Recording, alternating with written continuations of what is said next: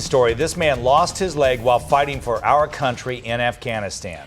But once he left the battlefield, he was forced to fight the same country he sacrificed so much for in order to get the benefits he's due. Javier joining us now to share his inspiring story of how he's working to help other wounded veterans. Yeah, last month was Military Appreciation Month, but in my opinion, it should be every month. And this morning's story is a perfect example why. Anthony Amon lost his leg while on the battlefield, but it was that same spirit of survival that helped him cut through the red tape of trying to get his benefits, and that same spirit that helped him launch Wings for Warriors to fight for other wounded veterans just like him.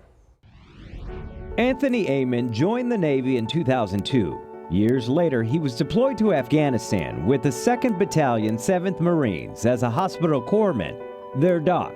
I was called over the radio to render medical attention to a Marine that sat on an IED and was not in a good state. And so there's another corpsman working on him, and I was running to get to him, and yeah, there's an IED right in between us. And so I ended up, unfortunately, stepping on that IED. What do you remember about that moment? Lots of pain, intense pain. Immediately as a corpsman knowing that I was an amputee. It took 3 years for Amon to recover. The initial blast had completely fractured my tib fib between my ankle and my knee. And so I had a tailor spatial frame that I had to wear for about 8-month period. I had a lot of infections that were reoccurring in this leg as well.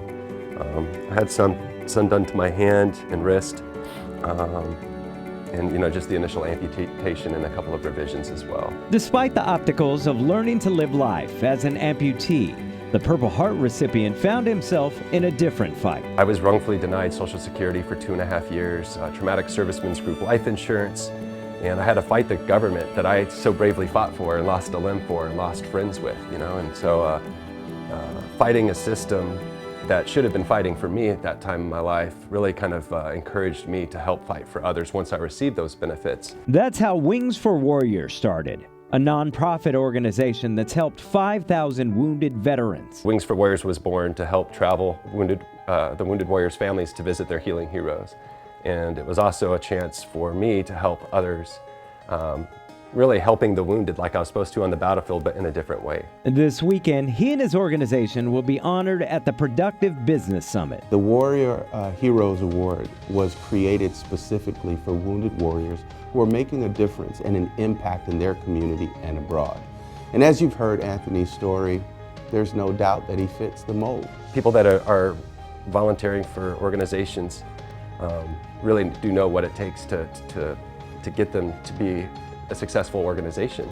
And so when you're recognized for that hard work, it really does make up for a lot of the blood, sweat, and tears. Allowing Amon to continue his mission of helping people from the battlefield to the boardroom. It took me about 10 years to realize stepping on that IED was a blessing in disguise for me.